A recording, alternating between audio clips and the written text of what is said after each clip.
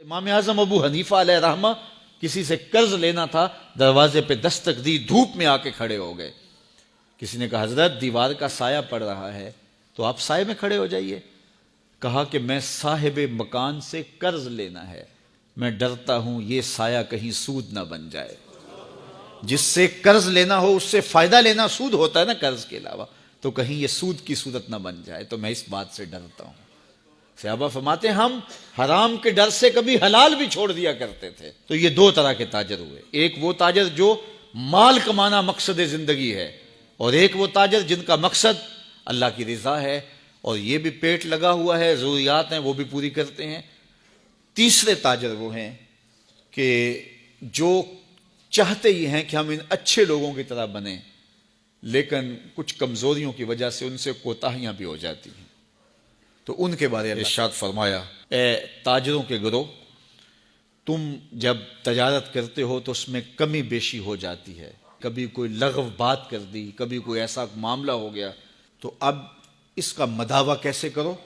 تو فرمایا فشوبوہ بالصدقہ، تم صدقہ دیا کرو، تمہارے اس امر کا یہ مداوع بن جائے گا۔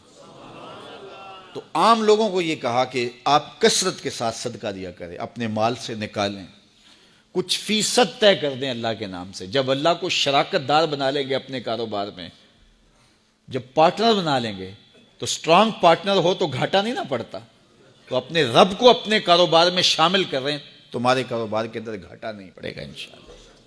ہمارے اس مرکز میں 2 3 4 لوگ ہیں ایسے کہ اللہ تعالیٰ نے ان کو یہ توفیق دی، تو وہ کہتے ہیں کہ ہم اتنے فیصد مرکز میں پیش کریں گے، تو مجھے آج تک انہوں نے شکایت نہیں کی ہے کہ جناب کوئی مسئلہ ہے، وہ یہی کہتے ہیں کہ سنبھالا ہی نہیں جا رہا۔ یہ اللہ کا وعدہ ہے، اللہ کے وعدے سچے ہوتے ہیں، تو اس کو شامل کر لیں۔ فرمایا کثرت کے ساتھ پھر صدقہ کرو۔ ہمارے ماضی میں ایسے کتنے اسلاف کی کہانیاں موجود ہیں، اگر ان سے کوئی معاملہ ہوا تو بعض کا انہوں نے سارے کا سارا مال صدقہ کر دیا، پھر زیرو سے شروع ہوئے، اللہ نے پھر برکت ڈال دی۔ بعضوں نے آدھا مال صدقہ کر دیا۔ تو اللہ کی راہ میں جب صدقہ کرو گے تو پھر برکت ہوگی، رحمتوں کا نزول ہوگا۔ کاروبار کے اندر کبھی کھو نہ جائیں کہ اپنے رب کو بھول جائیں۔ جب اللہ کے محبوب علیہ السلام کے صحابہ تابعین مدینہ المنورہ کی گلیوں میں بازاروں میں کاروبار کرنے لگے، حضور کا وصال ہو گیا، پھر کاروبار کی طرف جب توجہ بڑھنے لگی، ایک دن حضرت ابو ہریرہ رضی اللہ تعالی عنہ مسجد نبوی سے باہر نکل کے آئے اور بازار مدینہ میں گئے اور کہا کہ اے تاجرو، تم یہاں بیٹھے ہوئے ہو، مسجد نبوی میں حضور کی وراثت تقسیم ہو رہی ہے اور اپنا حصہ وہاں جا کے لو۔ سارے گئے، دیکھا تو وہاں کچھ لوگ بیٹھ کے پڑھا رہے تھے، تو واپس آ گئے۔ کہا ابو ہریرہ تم نے کیا ہمیں بتایا تھا، ہم وہاں گئے ہیں، وہاں تو کچھ بھی نہیں تھا۔ کہا تم نے وہاں کچھ دیکھا نہیں؟ کہا کچھ لوگ پڑھ رہے تھے، کچھ پڑھا رہے تھے۔ کہا تم کاروبار میں پھنس گئے ہو، یہ رسول اللہ کی وراثت علم ہی تو ہے، کچھ وقت نکالا کرو علم سیکھنے کے لیے۔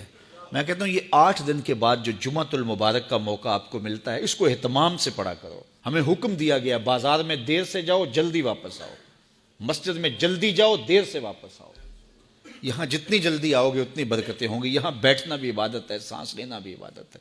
تو کم از کم جمعے کا یہ جو اجتماع ہوتا ہے، جمعے کے مواقع ہوتے ہیں، آپ جہاں بھی پڑھتے ہیں یہاں آنا چاہیں تو یہ تو ایک تربیتی نشست ہوتی ہے کسی نہ کسی موضوع پہ، اور بر وقت آئیں، سنیں، بیٹھیں تو سیکھنے کو بہت کچھ ملے گا۔ تو یہ برکتیں ہیں، تو کچھ وقت ضرور نکالا کرو، کچھ لمحے نکالا کرو۔ اللہ جل شانہ ہم سب کو رزق حلال، رزق وسیع، رزق فراواں، رزق مبارک، رزق سہل عطا فرمائے۔